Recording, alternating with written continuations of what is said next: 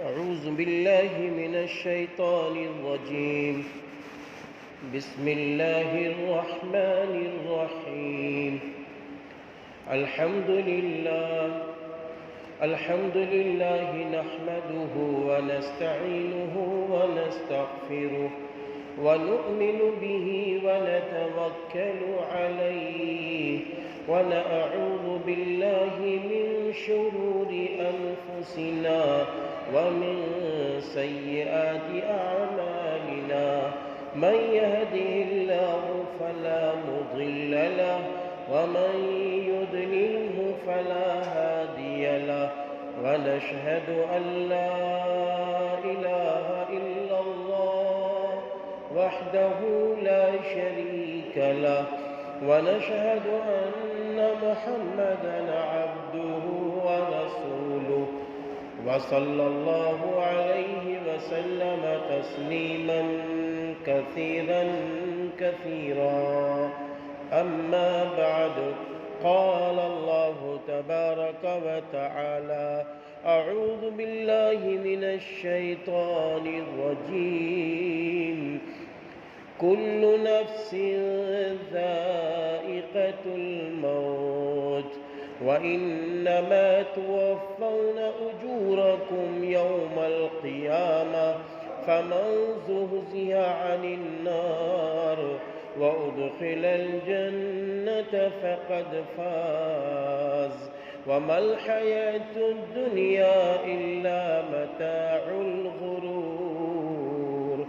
وقال الله تبارك وتعالى: كل من عليها فان ويبقى وجه ربك ذو الجلال والإكرام. صدق اللہ العظیم. نفع دینی دیکھ، دنیا کی بہبودی نہ دیکھ، مرضی رب دیکھ، اپنی مصلحت کوئی نہ دیکھ. تو اکیلا، تیرے دشمن سینکڑوں، یہ بھی نہ دیکھ. قدرت حق پر نظر رکھ، اپنی کمزوری نہ دیکھ. معزز باوقار ماں اور بہنوں، یہ اللہ تعالیٰ کا فضل و احسان کہ اللہ تعالیٰ نے مسجد عثمانیہ کی کمیٹی کو اور یہاں کے امام صاحب جناب حضرت مولانا محمد سالم ندوی صاحب کو اور حاجی اکرام صاحب کو اللہ تعالیٰ نے توفیق بخشی کہ یہاں دینی و اصلاحی جلسے خواتین کا اہتمام مسجد میں کیا جائے، تاکہ ہماری وہ بہنیں اور وہ مائیں جو اب تک اپنے اپنے گھروں میں رہ کر قرآن و حدیث کی روشنی میں زندگی گزار رہی ہیں، تو ان کو اس بات کا احساس ہو کہ ہم جو نمازیں پڑھ رہے ہیں، ہم جو قرآن کی تلاوت کر رہے ہیں، ہم جو ذکر و اذکار کر رہے ہیں، ہم جو سنت نبوی کے مطابق اپنے بچوں کی پرورش کر رہے ہیں، اس پر ہمیں کیا ملے گا.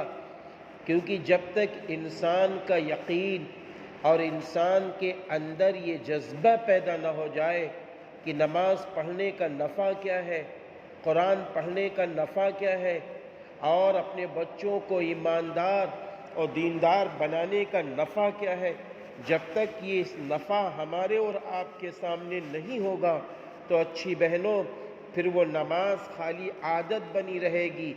عبادت نماز اس وقت بنتی ہے، عبادت قرآن پاک کا پڑھنا اس وقت بنتا ہے جب اللہ کی ذات پر مکمل بھروسہ ہو جاتا ہے، جب اللہ کی ذات پہ مکمل یقین ہو جاتا ہے.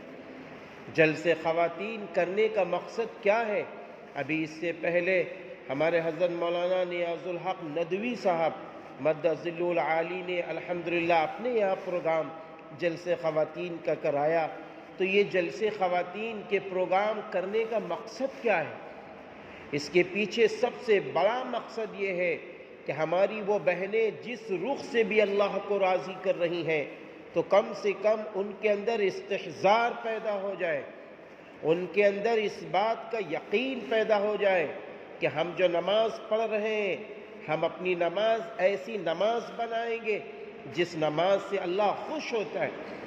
ابھی مجھ سے پہلے جناب ہمارے بھائی حاجی اکرم صاحب مدد ذل العالی نماز پہ بہت اچھا خطاب فرما رہے تھے، تو آج ہمیں اسی لیے تو جوڑا جاتا ہے کہ ایک تو نماز پڑھنی ہے اور دوسرے نماز کیوں پڑھیں گے؟ اس لیے پڑھیں گے کہ تاکہ جب ہماری اور آپ کی آنکھ بند ہو جائے، یعنی موت آ جائے، مرنے کے بعد جب ہمیں آپ کو دوبارہ زندہ کیا جائے اور جب رب کریم کے سامنے حاضری ہو تو ہماری نماز ہم کو وہ رخ دکھا سکے کہ بغیر حساب و کتاب کے جنت مل جائے۔ ہمارا قرآن کا پڑھنا ہم کو اس رخ پر لا کر کھڑا کر دے کہ بغیر حساب و کتاب کے جنت مل جائے۔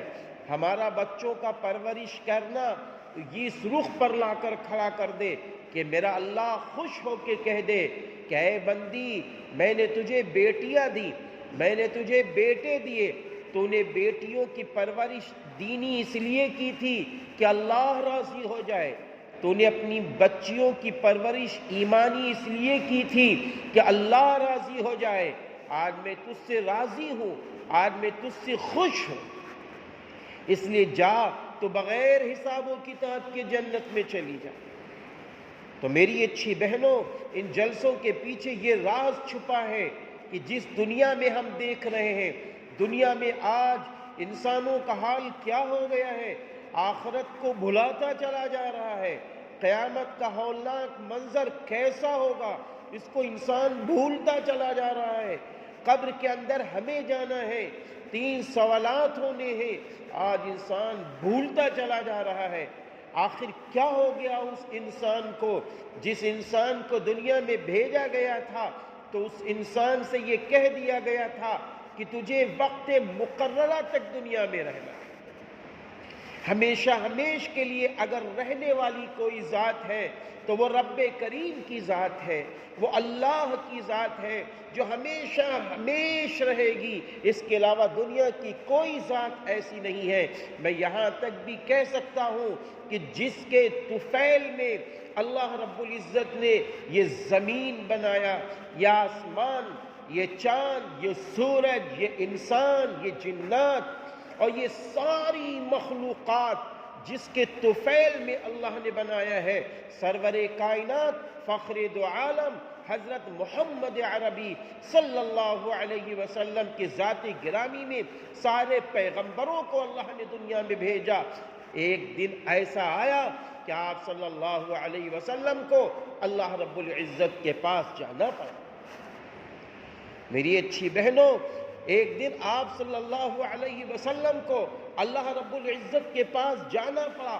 پتہ یہ چلا کہ جب میرے محبوب نبی آخری پیغمبر رحمت للعالمین دنیا سے اللہ کے پاس تشریف لیے جا رہے ہیں تو آپ کا ہر امتی اللہ کے پاس پہنچے گا، چاہے وہ کلمہ گو ہو، چاہے وہ کلمہ گو نہ ہو، چاہے وہ نماز پڑھ رہا ہو، چاہے نماز نہ پڑھ رہا ہو، چاہے وہ قرآن پڑھ رہا ہو، چاہے وہ قرآن نہ پڑھ رہا ہو۔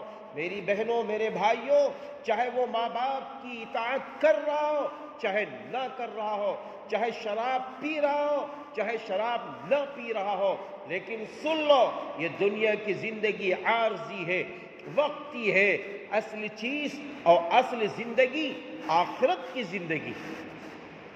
اسی لیے اللہ تعالیٰ نے صاف صاف فرما دیا، صاف صاف اللہ رب العزت نے فرما دیا کل من علیہا فان وَيَبْقَى وَجْهُ رَبِّكَ ذُو الْجَلَالِ وَالْإِكْرَامِ۔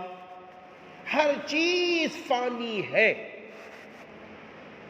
جن جن چیزوں میں ہمیں جان نظر آ رہی ہے سب کو فنا ہونا ہے۔ میرے بھائیوں، میری بہنوں، کوئی نہیں بچے گا دنیا میں، سب کو اللہ کے پاس جانا ہے، سب کو اللہ کے پاس جانا ہے۔ بچنے والی ذات صرف ایک ہے، وَيَبْقَى، وجہ ربک ذو الجلال والاکرام، رب کریم کی ذات ہے، اللہ رب العزت کی ذات ہے، وحدہ لا شریک کی ذات ایک ایسی ہے جو ہمیشہ سے تھی اور ہمیشہ رہے گی۔ اللہ نے خود اپنے بارے میں فرما دیا، اللہ لا الہ الا هو الحی القیوم لا تأخذہ سنۃ ولا نوم۔ اللہ خود فرما رہا، اللہ لا الہ، اللہ وہ ہے جس کا کوئی معبود نہیں، وہ خود معبود ہے، وہ زندہ ہے، وہ زندہ ہے، اسے نیند تو بہت دور کی چیز ہے، اونگ نہیں آتی، اونگ نہیں آتی۔ اچھی بہنوں، ایسا اللہ ہے، بقیہ ساری مخلوقات کو دنیا سے جانا ہے، خالق اللہ ہے، اس کو ہمیشہ رہنا ہے، ہمیشہ رہنا ہے۔ دنیا کی ہر چیز مخلوق ہے، ہر چیز کو اللہ نے پیدا کیا ہے، ہر چیز کو اللہ نے بنایا ہے، اللہ نے بنایا ہے۔ ان اللہ علی کل شیء قدیر، یقیناً اللہ ہر چیز پر قادر ہے، اس کے قبضے قدرت میں سب کچھ ہے۔ یہ انسان کا دھوکہ ہے کہ یہ مکان ہم نے بنایا ہے، یہ عالیشان بنگلے ہم نے بنائے ہیں، یہ عالیشان گاڑیاں میری ہیں۔ نہیں میرے بھائیو، یہ وقتی ہے۔ آپ دیکھیں نماز ہوتی ہے نا، ہر نماز میں سورہ فاتحہ پڑھنا واجب ہے، ہر رکعت کے اندر سورہ فاتحہ پڑھنا واجب ہے۔ اس میں ہم آپ کیا پڑھتے ہیں؟ مالک یوم الدین، جزا کے دن کا مالک اللہ ہے۔ یعنی یہاں یہ بتایا جا رہا ہے کہ تم کسی چیز کے مالک نہیں ہو، عارضی ہو، وقتی ہو۔ اگر 10 نوکروں کے مالک ہو تو وقتی ہو، ہمیشہ کے لیے نہیں، کیونکہ کہہ دیا گیا ہے جزا کے دن کا مالک اللہ ہے، حشر کے دن کا مالک اللہ ہے۔ یہ بتا دیا گیا دنیا میں ہر چیز کا مالک اللہ ہے، اور بعد مرنے کے بھی تم کو اللہ ہی کے پاس پہنچنا ہے، وہاں پر بھی اللہ ہی کے سامنے تمہیں حساب دینا ہوگا، تمہاری کچھ بھی نہ چلے گی۔ اس لیے میری بہنوں، ہم دھوکے میں نہ پڑیں۔ یہ جلسے خواتین جو کیے جا رہے ہیں، اس کے پیچھے یہی مقصد چھپا ہے کہ بلا کے ایک ایک بہن سے کہہ دو، دنیا کی زندگی میں دھوکہ والا معاملہ نہ رکھنا، یہاں سے جانا ہے، یہاں سے جانا ہے، اور ہر شخص کو جانا ہے، ہر شخص کو جانا ہے۔ کوئی جلدی جائے گا، کوئی دیر سے جائے گا، کوئی تھوڑی دیر سے جائے گا، کوئی فوراً جائے گا۔ یہ نظام اللہ کا ہے، یہ نظام اللہ کا ہے، کیونکہ اللہ تعالیٰ نے فرما دیا کل نفس ذائقۃ الموت، ہر جاندار چیز کو موت کا مزہ چکھنا ہے۔ آپ اچھی طرح جانتی ہیں کہ آپ کے گھر میں مہمان آتے ہیں، میری بہنوں، مہمان آتے ہیں، آپ چاول بناتی ہے، زردے کا چاول الگ ہوتا ہے، بریانی کا چاول الگ ہوتا ہے، آپ دونوں چاول کے دانے چکھتی ہیں۔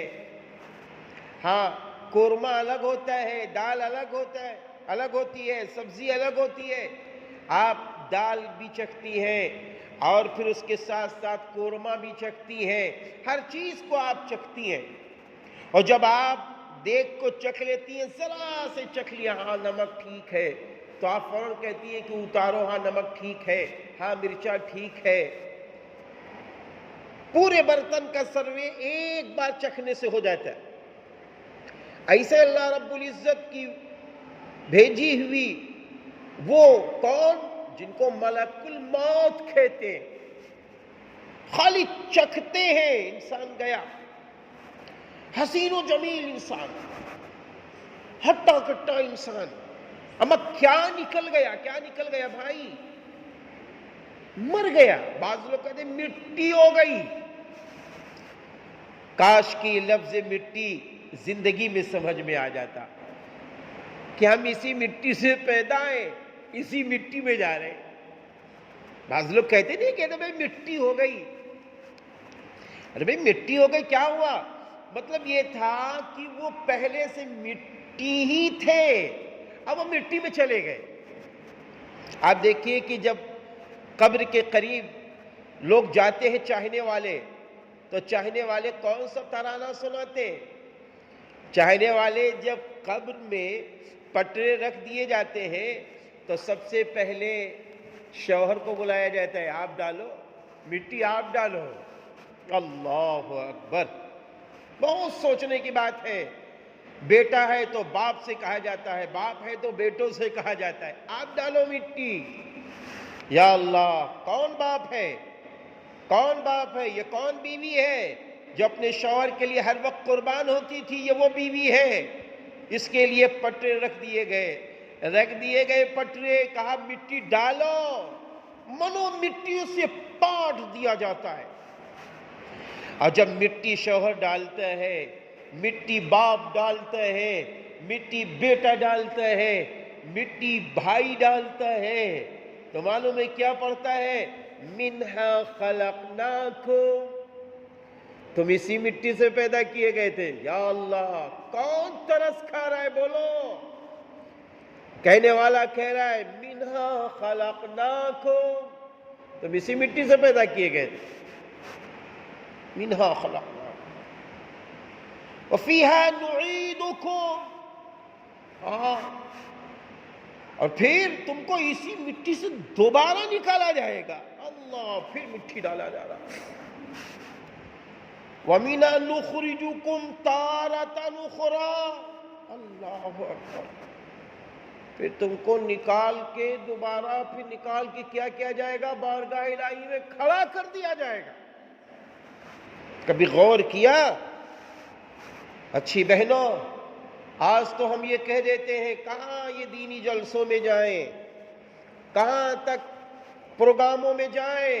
ارے ان کا احسان مانو جو لوگ جلسے کروا رہے ہیں، آپ کو بلا رہے ہیں۔ ابھی بھی حاجی صاحب کتنی پیاری نماز پہ تقریر فرما رہے تھے، مولانا سالم ندوی صاحب کیسی کیسی تقریر جمعہ میں فرماتے ہیں، درس قرآن میں خطاب میں فرماتے ہیں۔ مولانا نیاز الحق ندوی صاحب کیسے کیسے خطاب فرماتے ہیں۔ اللہ اکبر، کاہے کے لیے؟ کاہے کے لیے؟ صرف اس لیے کہ ہم آپ بیدار ہو جائیں۔ ہم جس دنیا میں جی رہے ہیں یہ ہمیشہ کے لیے نہیں ہے، یہ ہمیشہ کے لیے نہیں ہے، ہمیشہ کے لیے نہیں ہے۔ ہمیشہ کے لیے تو بعد مرنے کی زندگی ہے، ہمیشہ کی زندگی، ہمیشہ کی زندگی۔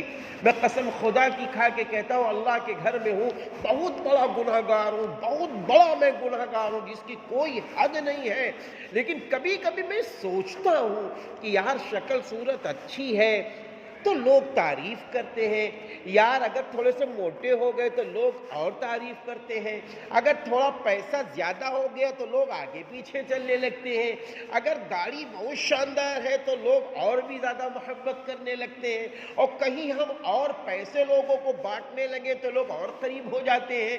لیکن اس وقت کون قریب آئے گا جب ہمارا جنازہ نکل رہا ہو، ہمارا جنازہ نکل رہا ہو، کون قریب آئے گا؟ بتاؤ، جب ہمارا جنازہ نکل رہا ہے کون قریب آئے گا؟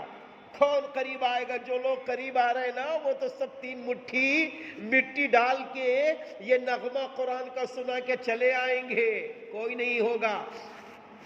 اے میری بہنوں، میری ماں، اس وقت کون ساتھ دے گا؟ کون ساتھ دے گا؟ کبھی سوچا وہ کون ہمارے ساتھی ہے؟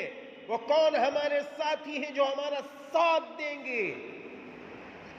وہ نماز ہے، نماز کا پڑھنا ہمارا ساتھ دے گی۔ وہ رات میں تہجد میں قرآن کریم کا پڑھنا ہمارا اور آپ کا ساتھ دے گا۔ وہ روزوں کا رکھنا ہمارا آپ کا ساتھ دے گا۔ وہ حج کرنا ہمارا آپ کا ساتھ دے گا۔ ماں باپ کی خدمت کی ہے، یہ ہمارا اور آپ کا ساتھ دے گی۔ اگر بیویوں نے شوہروں کی خدمت کی ہے، میں تو یہاں تک کہتا ہوں اے بیویوں، اے بہنوں، اگر آپ نے اپنی ساس کی خدمت کی ہے، اپنی نندوں کو دین دکھایا ہے، دین کا راستہ دکھایا ہے، آپ نے اگر اپنے دیوروں کو بجائے اس کے کہ ان سے قربت کے ان کو جنت کی راہ دکھا دی ہے، آپ جس گھر میں چلی گئیں اس گھر کے سسر کو جنت کی راہ دکھا دی، ساس کو جنت کی راہ دکھا دی اور پورے گھر کو جنت والا بنا دیا۔ ابھی یہ کہا جاتا تھا کہ اپنے گھروں میں تعلیمی حلقے لگاؤ، تعلیمی حلقے لگاؤ، تعلیمی حلقے لگاؤ، پڑھو قرآن کریم، اس کے حلقے لگاؤ، دینی کتابوں کے حلقے لگاؤ، بتاؤ اپنے بچوں کو جنت کسے کہتے ہیں، جہنم کسے کہتے ہیں، بتاؤ اپنے بچوں کو نبی کی شریعت پر چلو گے تو کیا ملے گا، بتا دو اپنے بچوں کو سچ بولو گے تو کیا ملے گا، جھوٹ بولو گے تو اللہ ناراض ہو جاتا ہے، بتا دو شراب پینے سے اللہ ناراض ہو جاتا ہے، اور اگر شراب چھوڑ دو گے تو قیامت کے دن شراباً طہورا اللہ پلائے گا۔ بتا دو اپنے بچوں کو، بتا دو اپنے بچوں کو کہ میرے قدموں تلے جنت ہے، یعنی ماں کے قدموں تلے جنت ہے اور باپ جنت کا دروازہ۔ یہ حلقے گھروں میں لگے، یہ حلقے گھروں میں لگے۔ جب یہ ماحول آپ بناؤ گی، ماحول مرد بنائیں گے تو پھر معلوم ہے کیا ہوگا، معلوم ہے کیا ہوگا، جب سب لوگ چھوڑ کے چلے آئیں گے قبر میں تو حدیث پاک میں ہے اللہ کی طرف سے دو فرشتے آئیں گے، دو فرشتے آ رہے ہیں۔ اب وہ فرشتے جب آئیں گے قبر میں داخل ہو جائیں گے، جیسے ہی قبر میں داخل ہوں گے تو نماز کے قریب سے جانے کی جہاں کوشش کریں گے، نماز کہے گی بابا ٹھہرو ٹھہرو ٹھہرو، کہاں جا رہے ہو؟ ارے بھائی ان کو جگانا ہے، اس بندی کو جگانا ہے، اس بندے کو جگانا ہے، ان کا کفن ہٹا کے ان سے سوال کرنا ہے۔ ارے آپ سوال کریں گے؟ یہ تو دنیا سے تھک کر آیا ہے، اس نے مجھ سے محبت کی ہے، اس نے 5 وقت کی نماز تو پڑھی ہے اخلاص کے ساتھ، تقوی کے ساتھ، ایمان کے ساتھ، اس نے اشراق کی نماز نہیں چھوڑی، اس نے چاشت کی نماز نہیں چھوڑی، اس نے اوابین کی نمازیں نہیں چھوڑی، اس نے تہجد کی نمازیں نہیں چھوڑی، اور اس کے بعد جب شادی ہوتی تھی یہ منت کہیں اور نہیں مانتی تھی، یہ 2 رکعت نفل حاجت پڑھ کے کہتی تھی اللہ میری مشکل آسان کر دے۔ اس کے گھر میں جب کوئی مشکل آ جاتی تھی تو یہ فوراً 2 رکعت نفل پڑھ کے اللہ کے سامنے روتی تھی، اور جب اس سے کوئی گناہ ہو جاتا تھا تو یہ صلاۃ التوبہ کی نماز پڑھ کے یہ اللہ کے سامنے روتی تھی، بابا میں اس کو جگانے نہ دوں گا، چلو چلو میں نہیں جگانے دیتا۔ اب وہ فرشتے کہیں گے چلو بھائی روزے کی طرف سے چلو، روزے صاحب بھی کھڑے ہو جائیں گے کہ بھئی یہ سال کے تو پورے روزے رکھتی ہی تھی یہ بندی، 1 ماہ کے سال کے فرض روزے، نفلی روزے یہ رکھتی تھی، میں تو تمہیں جگانے نہ دوں گا۔ اسی طرح روایت میں ہے کہ ماں کی خدمت، باپ کی خدمت اور قرآن کریم کا پڑھنا یہ کوئی نہیں جگانے دے گا، کوئی نہیں جگانے دے گا۔ اب آخر میں کیا ہوگا، یہ فرشتے چلے جائیں گے۔ اب ایک بہت کمزور جس کو ہم آپ سمجھتے ہیں، میری بہنوں غور سے سن لو، اگر اتنی بات سمجھ میں آ جائے تو میں سمجھتا ہوں جلسے کا مقصد حل ہو گیا۔ جس کو بہت کمزور سمجھتے ہیں، میں کمزور نہیں ہوں، میں ساس سے لڑ لوں گی، میں صبر نہ کروں گی، میں تو اپنی نندوں سے لڑ کے دکھاؤں گی، میں تو اپنی بھابھی سے لڑ کے دکھاؤں گی، میں تو اپنے شوہر کی نہیں سنوں گی، میں سننے کے لیے نہیں آئی ہوں، میں صبر وبر نہیں کرتی، میں اس لیے نہیں آئی ہوں گھر کے اندر میں سب کی جلی کٹی سنوں۔ تو جس کو ہم نے کمزور سمجھا ہے، جس کا نام صبر ہے، کیا نام ہے؟ صبر۔ حدیث پاک میں ہے وہ صبر قبر کے ایک کونے میں کھڑا ہو جاتا ہے، وہ صبر قبر کے ایک کونے میں کھڑا ہو جاتا ہے، اور جب وہ کھڑا ہو جاتا ہے نا تو وہ صبر کہتا ہے، جب وہ فرشتے چلے جاتے ہیں دونوں، اے نماز اگر تو سست ہو جاتی میں وہاں کھڑا ہو جاتا، اے روزے اگر تو سست ہو جاتا میں وہاں کھڑا ہو جاتا، اے قرآن اگر تو سست ہو جاتا میں وہاں کھڑا ہو جاتا۔ روایت میں ہے ایک ایک عبادت کو مخاطب کر کے وہ صبر کہتا ہے میں اس بندے کی حفاظت کرتا، میں اس بندی کی حفاظت کرتا، اس لیے کہ اس نے مجھ سے محبت کی ہے، صبر کا دامن اس نے کبھی نہیں چھوڑا۔ ان اللہ مع الصابرین، یقیناً صبر کرنے والوں کے ساتھ اللہ ہے، صبر کرنے والوں کے ساتھ اللہ ہے۔ ایک واقعہ سناؤں صبر کا۔ ایک مرتبہ حضرت ابو بکر صدیق رضی اللہ عنہ تشریف فرما ہے، حضور اکرم صلی اللہ علیہ وسلم تشریف فرما ہے۔ اچانک کیا ہوتا ہے، ایک دشمن اسلام آتا ہے، حضرت ابو بکر صدیق رضی اللہ عنہ کو بڑی عجب باتیں سنانے لگتا ہے۔ حضور صلی اللہ علیہ وسلم بھی خاموش، حضرت ابو بکر صدیق رضی اللہ عنہ بھی خاموش، اور وہ دشمن بڑھتا ہی جا رہا۔ بس کیا ہوا، حضرت ابو بکر صدیق رضی اللہ عنہ اتنا بولے کہ دشمن اسلام میں نے تیرا کیا بگاڑا ہے کہ تو مجھے یہ اس طریقے کی باتیں سنا رہا ہے۔ حضور صلی اللہ علیہ وسلم جو ابھی تک خاموش بیٹھے تھے فوراً کھڑے ہو گئے، اور کھڑے ہو کر بڑی تیزی سے چلنے لگے۔ حضرت ابو بکر صدیق رضی اللہ عنہ فرمانے لگے اے اللہ کے رسول، میرے ماں باپ آپ پر قربان ہو جائیں، مجھ سے کیا خطا ہو گئی، مجھ سے کون سی لغزش ہو گئی؟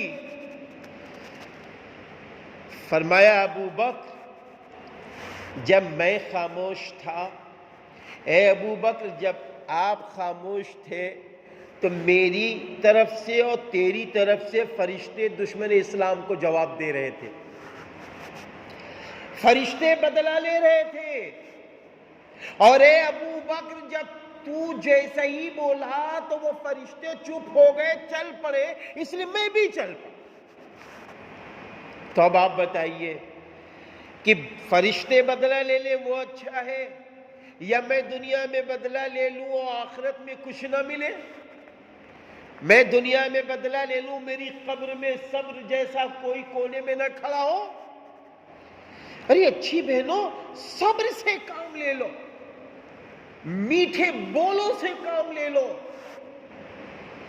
یہ سارے دروازے بند کرو کہ فلاں ہماری غیبت کرتا ہے، فلاں ہماری غیبت کرتی ہے، فلاں میرے خلاف بولتی ہے، فلاں میرے شوہر کو بہکاتی ہے، فلاں میری نند کو بہکاتی ہے، فلاں میری ساس کو پھسلاتی ہے، فلاں میرے بیٹے کو یوں کرتی ہے۔ ارے یہ سارے دروازے بند کرو اور یقین خداوندی کے دروازے کھولو، اللہ کی ذات پہ یقین کرو کہ اللہ میں نماز پڑھتی ہوں، میں تیرے آگے سجدہ کرتی ہوں، تو میری حفاظت کرتا ہے اور کرتا رہے گا، میں تجھ پہ بھروسہ کرتی ہوں، مجھے تیری ذات پر یقین ہے کہ دنیا کا بال باقا کچھ نہیں کر سکتا جب تک کہ تیری نظر ہم سے نہ ہٹے۔